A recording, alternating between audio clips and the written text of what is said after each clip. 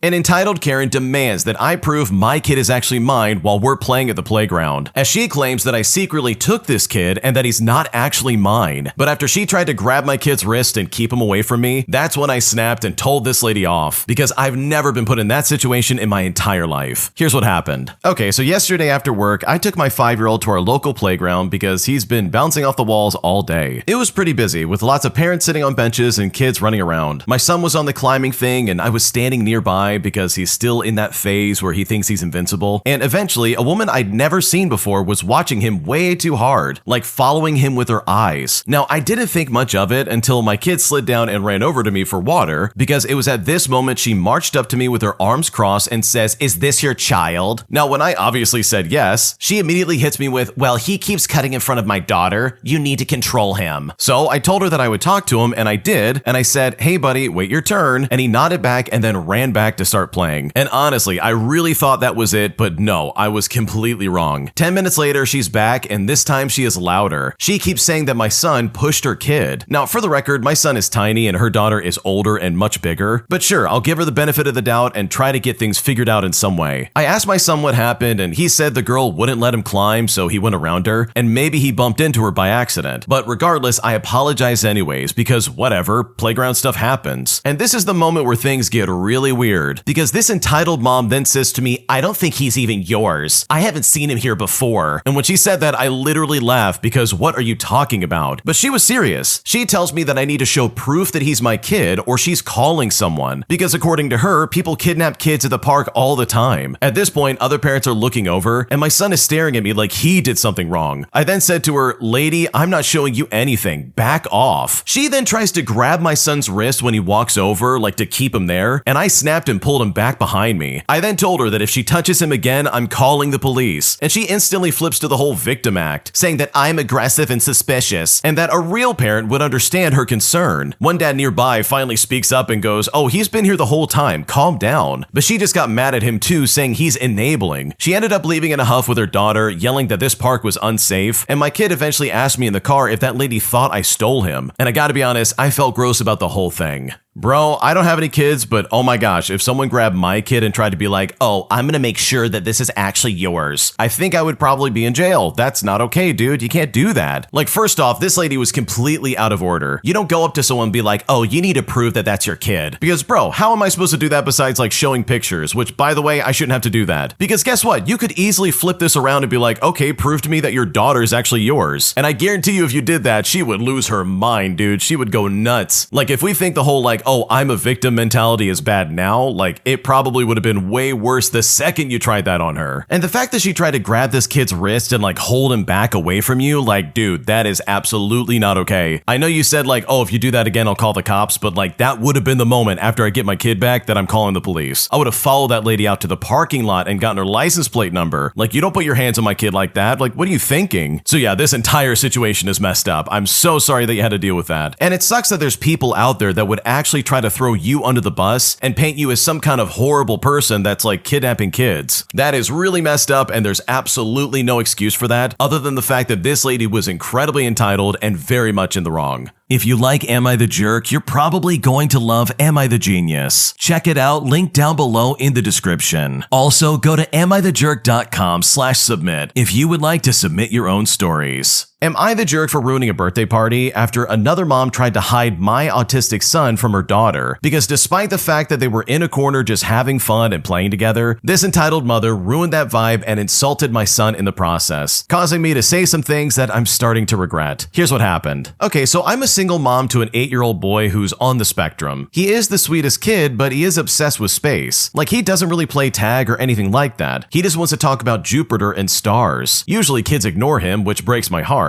But lately, he's made a best friend in his class. Now, the girl in question is like the it girl of their grade. Super popular, everybody loves her, and I was honestly shocked when she started sitting with him at lunch. Like, she actually listens to him talk about space for hours, and I've never seen my son so happy to go to school. Last weekend was the girl's birthday party at at a trampoline park. She literally begged my son to come. And while I was nervous because of the noise, he wanted to go for her, so we went ahead and did it. When we got there, she ran straight to him. They were not even jumping. They were just sitting in a corner of the foam pit looking at his space stickers. They were both laughing and having the best time. And it's here that I was standing nearby with the other moms when I heard the girl's mom, let's call her Karen, suddenly start to whisper. She told another mom that it was so annoying that my son was clinging to her daughter. She said it was ruining the aesthetic of the party photos and that she did not want her daughter to become the weird kid just because she's too nice to my son. Then I watched the mom walk over to them, pull her daughter away, and tell her to go play with the normal kids. She then looked at my son and told him that he should probably go find his mom because he was blocking the other kids from playing. And holy crap, the look on my son's face. I mean, you guys, he literally just froze. I felt this heat in my chest that I can't even describe. I walked right up to her in front of everyone, and I told her that her daughter has more empathy and heart in her pinky finger than she ever will have. I said it's pathetic that she's so insecure about status, and that she would ruin a second grader's genuine friendship. I grabbed my son and we left, but now the mom group chat is just blowing up. They're saying I'm the jerk for making a scene at a child's birthday party, and that the mom has a right to want good photos for her kid's special day. Now, I feel like I might have gone too far by calling her out in public, but I could not just stand there and let her treat my son like he was garbage, ruining her view. So do you think I overreacted, or like, am I the jerk here? Because I really don't know what to do. Man, this is so rude. Like, what are we doing? First off, there's absolutely no excuse for that lady to be talking to your kid like that. Like, what are we doing? They were just sitting in the corner having fun together. They were talking about the space stickers that this kid has. They're clearly good friends, so it's like, what are we doing right now? Why would you act like that? Why not just let him sit in the corner and have some fun, dude? Like, don't sit there and be weird about it. And don't insult someone else's kid in front of them and be like, wow, you need to like go do something else. Like, what do you mean? That is so rude. So no, I don't really blame you for saying what you did. I think it was kind of one of those situations where it's like, okay, you absolutely deserve to get shut down because her behavior was super rude, and honestly, it kind of needed to be said.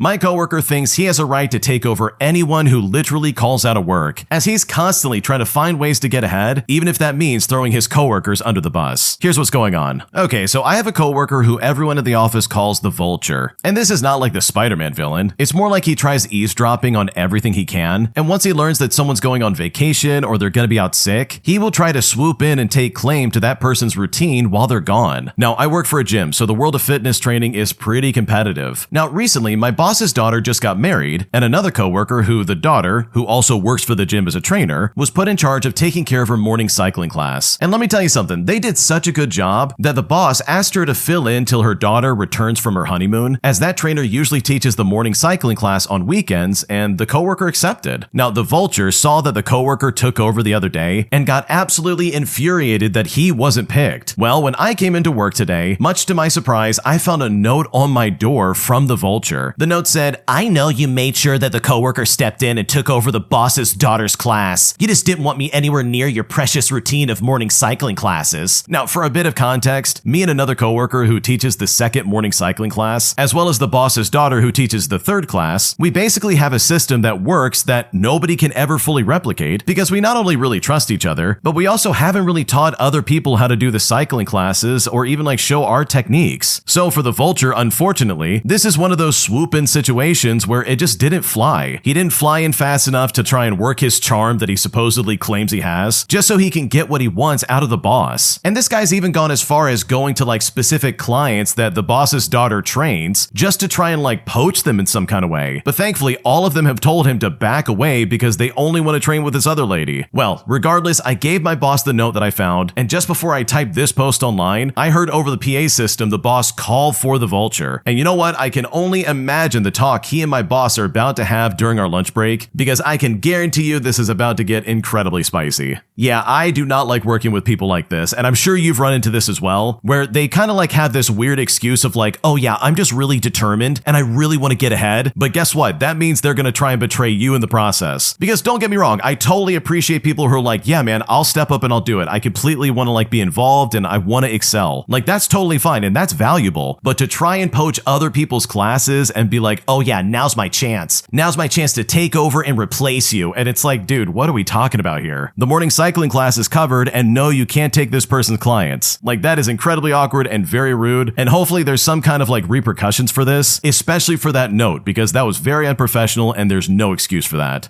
My boyfriend moved in 2 weeks ago and I'm already noticing red flags. But every time I try to bring up these things, I always get into a giant argument with him. And at this point, I really just don't know what to do. Here's how it all started. Okay, so my boyfriend of a little under 2 years has been very adamant that we move in together. And we've now been living together for about 2 weeks. But honestly, I'm noticing a few things that are bothering me and I'm not sure how to handle them. And here's just a couple of examples. The other day, I noticed that he doesn't wash his hands after the bathroom. I had noticed it a couple of times before, but usually I let it slide to avoid conflict. I was debating whether I should bring it up or not, but since we now share a household, namely my apartment with my things in it, I felt it was important to remind him now that we're living together and sharing a household. He then sighed and washed his hands quickly, and then started an argument, saying that he doesn't wipe, so washing his hands isn't necessary. But I told him that's not very hygienic, and we went back and forth for a while. Later on, he said that he didn't like to be lectured, and that I should have just been nicer about it. But I disagreed because I felt like I had just asked neutrally, but either way, I let it go just to avoid more arguing. But then yesterday while cooking, I noticed that he had completely ruined one of my nicer wooden cutting boards. He had used a bread knife to cut vegetables, leaving the surface roughed up. I politely asked him to be a bit more careful with my things when using them, and instead of apologizing, he tried to brush it off as not being important. He said, "Oh, it's just cardboard," calling me out for overreacting and saying that I should pick my fights more wisely. Now, I stayed calm and I tried to shift focus to avoid a fight, but I still had a feeling of this not being fair because my request was reasonable. It feels like he's very sensitive to anything that comes across as criticism. But for me, it's not about criticizing him. It's about showing respect by listening to what I'm saying. There have been a few other similar incidents, but I'm starting to question this living arrangement. I know the things we are arguing about seems trivial, but I feel like he's lacking respect for my belongings because he doesn't really care. I mean, he's not really careful about his own things either, but regardless, it really is bothering me. He's renting out his apartment for 3 more months, so even if things don't improve, we're kind of stuck together. So seriously, how do I bring this up constructively without it always turning into an argument? Because right now, I really just don't know what to do.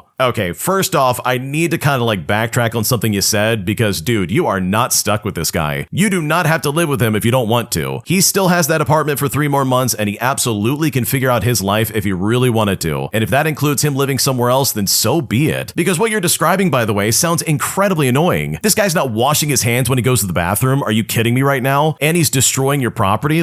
Dude, I don't care. That's not okay. If you're gonna be living in my apartment with me, then you absolutely need to take care of my stuff. Under no uncertain terms are you gonna disrespect my space and be like, "Oh yeah, I'm just gonna spread my germs everywhere and I'm gonna completely destroy your cutting board." Because this is weird, dude, especially the not washing your hands part or him not wiping his butt. What are we talking about? That is gross and disgusting. I would not want to be around that. So no, you absolutely have every right to voice your concern and be like, "Dude, this might not be working out." Or say something to the effect, because I would rather know that now than have to figure that out 3 months from now when you really are stuck together. There's absolutely still time to backtrack on this, because what you're describing sounds very annoying and I would absolutely not want to deal with that. My mom decided that my student flat was a free storage unit, but even though I was trying to be gracious by letting her store her stuff at my place just for a little while, she still decided to freak out on me and take advantage of my kindness when I told her she needs to get her stuff, putting me in a situation that was really unfair and honestly incredibly frustrating. Here's what happened. Okay, so I moved into my own place at the start of this academic year, and this would mark being the first time I'm living independently, about 40 minutes from my parents' house by train. It's a small flat, it's just a 1-bedroom, and it's not a lot of storage space. And for the record, my mom knows this because she helped me move in. About 2 months ago, she called and mentioned that she was doing a big clear out at home and had some things that she wanted to temporarily store at my place. Now, I said okay without thinking too much about it, assuming that she meant a box or two, but she arrived with her car fully loaded. We're talking boxes of old kitchenware, a rolled up rug, 3 bin bags of clothing that she wasn't ready to donate, and some lamp that she brought over. And guess what? None of it fit neatly anywhere. I even ended up with boxes stacked in my bedroom and the rug shoved behind my sofa. Last month, I told her I needed the space back and I asked her to please collect her things. She then got quiet in that specific way and said that she didn't understand why I was being so difficult, stating that it was only temporary and she had not found the right time to sort through it yet. But I responded back by saying, "Look, I've been patient. I genuinely just need my bedroom floor back." Well, she then said that I was being selfish for not helping out my own family when she had done so much for me. She then called my dad to tell him that I was was refusing to help her out. My dad, to his credit, said that it was my flat and it is my call of what I want to do, which then fast forward to very recently, because 2 weeks ago she finally collected her stuff without really saying much of anything. Meanwhile, the rug is still here behind my couch because, and I quote, she forgot about it, which is all the evidence I need that I will probably never trust my mom with my place ever again. Yeah, it's always so convenient when someone doesn't get their way to be like, oh wow, come on. We really need to help each other out because we're a family. Why are you being so difficult when I'm trying to take advantage of you? Like, that's all that's happening right here. So yeah, I would not let this guilt tripping get to me because this is some stupid behavior and honestly, there's no excuse for it.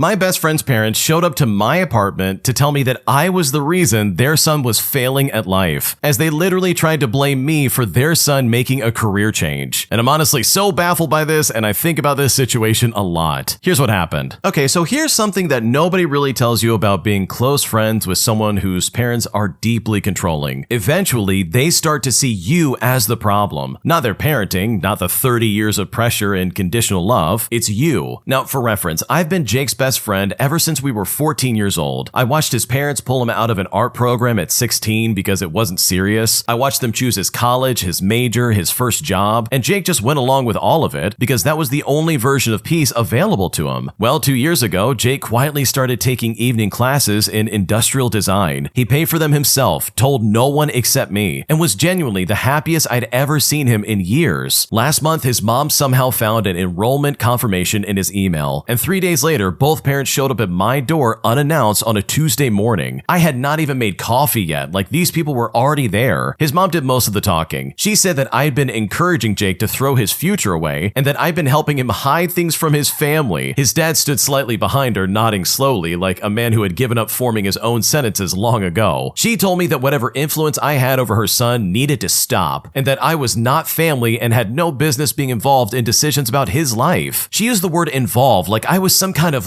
parasite. I then asked her how she got my address, but she didn't answer that part. Well, Jake and I haven't talked much since. I think he's humiliated, and I think his parents made sure of that. And right now, I'm not sure how to help my friend or even what to do about this. Okay, first of all, if someone showed up to my house unannounced and tried to blame me for stuff I had nothing to do with, I would probably either start recording them or possibly contact the police. Because you're 100% correct. How did they get your address? Did Jake leak it to them? Did someone else leak it? How on earth did they know where to find you? That would be so frustrating. Not to mention coming early on a Tuesday morning. Dude, what are we doing? Let me wake up first. So honestly, if you don't have a doorbell camera of some kind, I think you probably should get one. But also, maybe reach back out to Jake and be like, hey dude, this is not cool and I don't know why your parents are acting like this. And at least show some kind of friendly support because his parents are crazy. They clearly have a chokehold on this guy's life and they're like, oh wow, he's throwing his life away and it's your fault. But honestly, if Jake is a fully formed adult, he could do whatever he wants. If he wants to make a career change, then congratulations, he has every right to do that. He shouldn't be held down by what they think.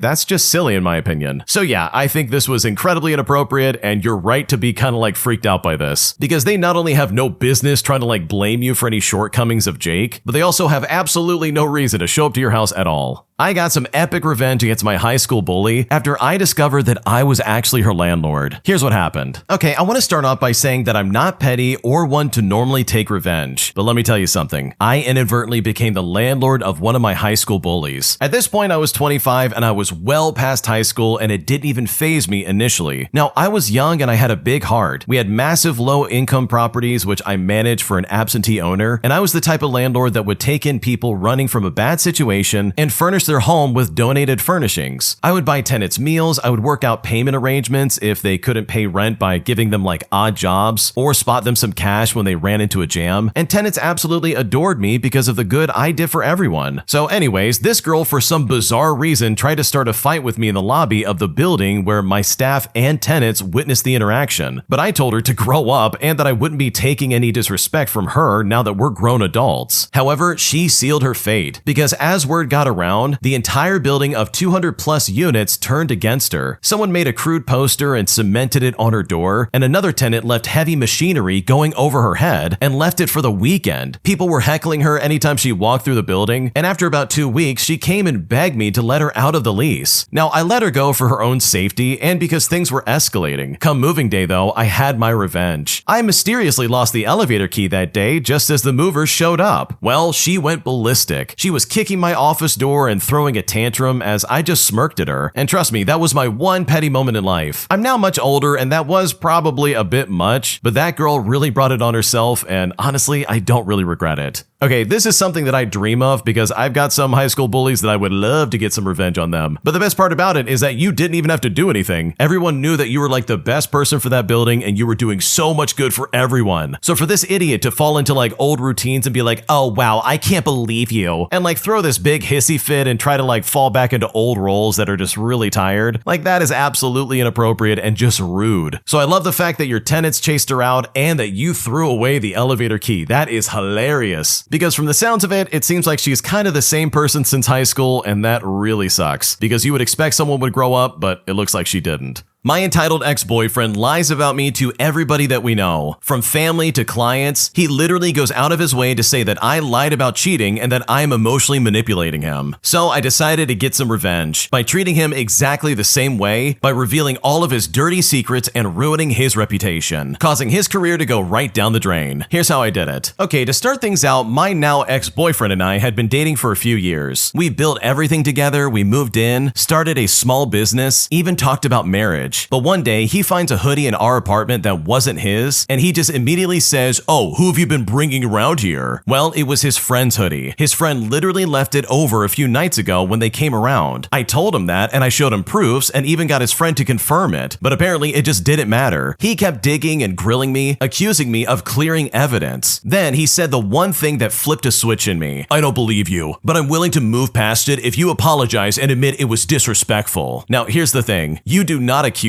me and then dangle forgiveness like a prize. So I packed a bag that night and I left. And after I did that, he didn't reach out for days. But you might be wondering, what did he do instead? Well, he started bad-mouthing me to mutual friends and clients, claiming that I emotionally manipulated him, lied about cheating, and ghosted him. So I played his game too. I decided to play the role. If I'm the cheater that he told the world that I was, then I was just gonna stop protecting his image. I then sent screenshots of his shady text messages with other women from months ago. I also let people know that I was the one who funded half of his business. When clients asked why I left, I told them the truth word for word with receipts. And by the end of the month, his reputation tanked. He begged me to take the post down, said I was hurting his career, but I just smiled and said, well, this is what you wanted, right? You treated me like the villain and I'm just following your script. And you know what? Now I'm thriving. I rebranded the business under my name and I don't flinch whenever I see his name anymore. He made me the villain, so I gave him a really good story to reflect on. Oh man, I love this story so much because seriously, this guy's a complete douchebag. The fact that he tried to be like, oh, you need to admit that you were wrong and apologize. You know, even though you didn't do anything wrong. The hoodie belonged to his friend. Like, what's wrong with this guy? And the fact that he's trying to be like, you need to apologize before I can even move on from this. It's like, dude, what are you talking about? There's nothing to apologize for. The original poster literally did nothing wrong and you're trying to be like, you need to apologize. So I love the fact that you tanked his reputation. And I love the fact that you didn't try to protect him anymore. Like, if this guy wants to tell lies about you, then congratulations. All the truth about him is gonna come out. So good for you for doing that because it sounds like this guy absolutely deserves it. If you like Am I the Jerk, you're probably going to love Am I the Genius. Check it out, link down below in the description. Also, go to amithejerk.com/submit if you would like to submit your own stories. An entitled Karen demands that we move out of the way despite the fact that we're at a public area that anyone could go to, as she chose to act like a jerk instead of a reasonable human being. Here's what happened. Okay, so near where I live, there's a steep mountain to drive up and down as part of the trip to the coast. It's narrow and a single lane for most of it, but it's a very popular drive. On one wide corner, there's a bit of a tiny cave in a rock, and people have named this Pooh's Corner, and have put a teddy bear of Pooh in the cave. And because there's a very small amount of extra space here to pull off, it's become a spot for families with kids to sometimes stop and let the kids look at the teddy bear and add their own bears, etc. But generally, there's only room for 1 to 2 vehicles at a time, so it is sporadically used. We were there with our kids having a look on our way down to the coast, and we were also looking for a geocache in the area. Well, a lady parked on the uphill side with her 4-wheel drive and horse flat filling the only 2 parking spots, came over and just straight up said to us, I'm gonna have to ask you to leave. Now, it's really important to note that this is a public area, and she didn't appear to have any official authority of any sort, so her approach got me seriously offended almost immediately. Now, not believing the entitlement, I was like, I beg your pardon? And she just repeated her yourself again, I'm gonna have to ask you to leave. I then replied by saying, I'm sorry, but we won't be doing that. My kids and I are looking for something. She looked defeated and apologized, and only then decided to explain herself, telling us she is traveling in a convoy and had been told over the radio that the friends still coming up the mountain behind her are having problems with their engine overheating and they will need a spot to pull up. Now our spot was on the downhill side, so I'm not sure how this was gonna help. I mean, she would have been better off just moving her own vehicle, but it's funny how much more helpful I would have been if she had politely asked me if we could move and just told us why from the start, instead of basically ordering us like some cop using their move along powers, because being kind truly would have done the trick. Yeah, that's a really weird attitude in my opinion. I understand you might have like family that's like freaking out and they're probably having problems, but that's no reason to be rude, dude. Just like explain yourself. If you give me some context and a reason to move, then guess what? I'll move out of the way. But if you're gonna be a condescending jerk, then don't expect anything from me. In fact, don't even talk to me, dude. Like, just stay away from me. So yeah, this lady's attitude was incredibly condescending, and I don't blame you for being hesitant in the slightest. Am I the jerk for telling off my future sister-in-law when she didn't want to invite my younger brother to her wedding? Because despite the fact that my younger brother has quite literally done nothing wrong, he is still treated like the black sheep of the family, all because he didn't play football in high school, causing me to stand up for him because this treatment is truly unacceptable. Here's what's going on. I'm a 23-year-old female, and I have a 26-year-old older brother who we will call Drew, who is getting married at the end of this summer. To say it lightly, me and his fiance, who we will call Lacey, do not get along in the slightest. She is very stuck up and has made some snide comments to me and my younger brother, who we will call Max. For context, Max is 16 years old and has always been the black sheep of the family. He is very academically and artistically talented, but my father and mother are disappointed in his lack of sports. And yeah, it's cliche, I know. Not to mention that they favored my sister, his twin, who we will call Caroline. Max and Lacey were civil for a while, but I guess I haven't seen them speak for a long time for reasons unknown to me. The problem occurred last night when I was asking Lacey about the wedding and how the planning was going. She started telling me her seating chart and showing me what she had planned. And as I was looking at the chart, Max's name was nowhere to be found. I don't love Lacey, but I'm not going to assume the worst of her. So I asked her where Max's name was, and she suddenly got quiet. She said to me, "He's not going to be there." I then said to her, "You mean not in the wedding party, right?" But she says to me in a calm fashion, "No, he's not invited." And she said it in a way as if she was talking about the weather. I kept asking her why she wouldn't invite him but invited Caroline instead. But she just said that she feels Caroline is more mature because she's a girl. Now, this wedding isn't going to be child-free. Lacey has stated this multiple times. I have many little cousins who are also being invited, since family is very important to us. So not inviting Max makes no sense. He is a very nice kid and very mature for his age. Much more mature than Caroline is. He never causes problems, but like I mentioned earlier, there are some big issues with him not following Drew's and my dad's footsteps in football. I know Lacey is very desperate for my family's approval, so maybe outlining Max is the way to do it for her, but I have a feeling that there's something more to it. After what Lacey said about not inviting Max, I stood up and started yelling at her for not including Max. She then kind of just ignored what I was saying, but when I escalated, Drew came over. As he was walking over, she started to cry and make a bigger scene about it. Drew then knelt down to comfort her and gave me dirty looks in the process. Once she was inside, he turned to me and started yelling at me about being rude to her when she is under so much stress from planning the wedding and trying to get my family to like her. I understand that my family is close-knit and kind of not welcoming to newcomers, but that doesn't excuse her behavior, and that's exactly what I told my brother. I then asked him why he didn't want to invite Max, and he just told me to stay out of it, which is a classic move for him. He called me a jerk for treating Lacey like that, and then just walked out. And you know what? We haven't spoken since last night. I understand that yelling at her was a bit much, and I could have handled the situation differently, but I am sick of seeing Max being left out and treated badly. I don't want to fight with Drew, but I'm standing my ground for Max's sake. Max also doesn't know about any of this yet, and I'm hesitant to tell him. My parents have stayed out of it so far, but Drew is still set on being mad at me. So truly, am I the jerk right now? Because I seriously don't know what to do. Okay, literally, this is so stupid. Like, you've got to be kidding me. Because from the sounds of it, like, Max doesn't sound like a bad kid. He does well in school and he likes art. Like, seriously, what's the problem here? Are these people really that bent out of shape where they can't see the good in their kid and treat him with some semblance of respect? Like, do people actually act like this? Like, this is so bizarre to me. Like, first and foremost, the only reason Max is the black sheep of the family is because the family has rejected him. Not because of anything he's done, but because he literally isn't doing what they've done in the past. And that is so stupid in my opinion. Like, why not let your kid be themselves and do whatever they want to do? So it really almost seems like they're doing this almost out of obligation, instead of Max doing something that actually warrants this kind of behavior. If Max was destructive or violent or rude or something like that, then sure, I could understand why he would not be invited. Like, it would make sense at that point. But from the sounds of it, it's like, okay, they're just excluding him because they're terrible people. And in my opinion, Drew, as well as anybody else who agrees with this decision, absolutely needs to be called out publicly for the way they're treating your younger brother. He literally hasn't done anything wrong. These people are out of their minds for mistreating him, and it honestly just doesn't compute with me. Like, seriously, I don't understand this. So I know for a fact if I was in their shoes, I would absolutely scream this from the rooftops, and I would not show up to that wedding. I would say, hey, look, these people are excluding my little brother for no reason, all because he didn't play football, supposedly, which is quite possibly one of the dumbest reasons to cut someone out of the family, because this behavior deserves to be ridiculed and mocked and absolutely called out, because otherwise this kind of crap will happen over and over again. An entitled mother blames me for almost hitting their dog, despite the fact that they were standing in the middle of the path that I was trying to cycle down. And I'm honestly still super pissed off about this situation that I just don't know what to do. Here's how it went down. I'm a 20-year-old female and I was cycling through my local park on my bike. Nothing unusual was going on when I happened to go past the children's play area. The path around said play area was barely wide enough for a pram, so I was going pretty slow. I came around the corner and the entitled mother of the story is stood in the path, with her pram blocking the path itself. So I start to ring the bell on my bike, but there's still no movement from this lady. This happens 5 more times and still no movement of any kind. So when I go to cycle around them, their dog runs across the path and I have to swerve to avoid hitting the dog, which is nothing I haven't dealt with before. So I stop, I get off the bike and I walk over. I say to her, hey, can you please keep your dog under control? I would not have almost run over it if you had just moved. The entitled mother said,